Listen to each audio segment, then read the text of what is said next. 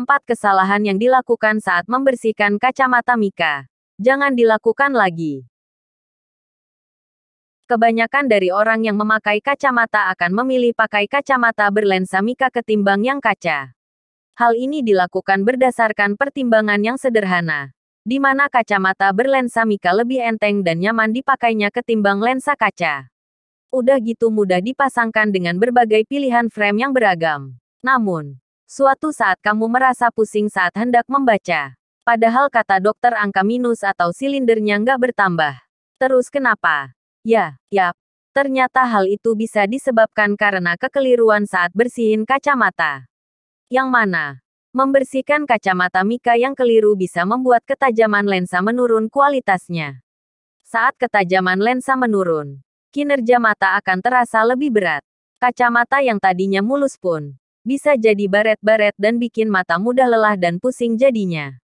Maka dari itu, kamu perlu tahu nih kesalahan saat membersihkan lensa kacamata berbahan dasar Mika berikut.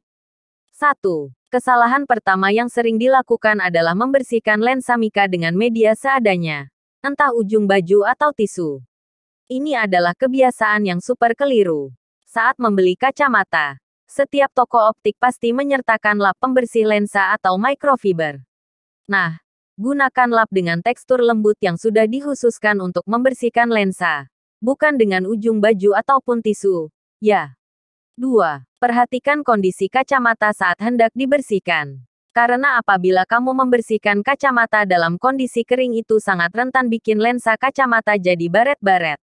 Debu dan kotoran-kotoran berukuran kecil yang nggak terlihat bisa menggores permukaan lensa tanpa kamu sadari. Maka dari itu, gunakan pembersih lensa kacamata dan hindari bersihkan kacamata dalam keadaan kering.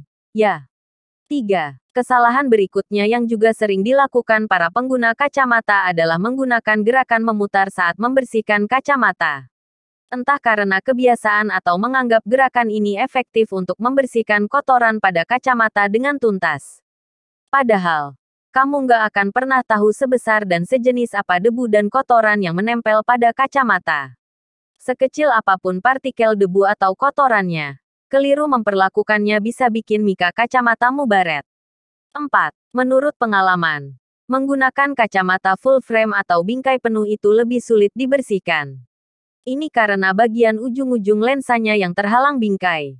Kotoran cenderung berputar-putar di tempat yang sama dan gak mudah diangkat. Berbeda halnya dengan kacamata model bingkai setengah di bagian atas yang lebih mudah dibersihkan.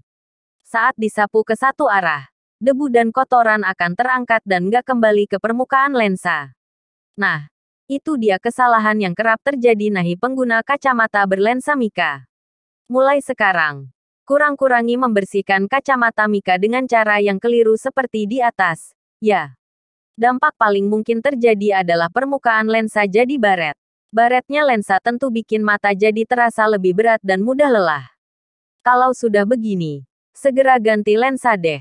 Lebih baik merogoh kocek sedikit daripada puyeng terus tiap hari kan. Hehehe gelombang.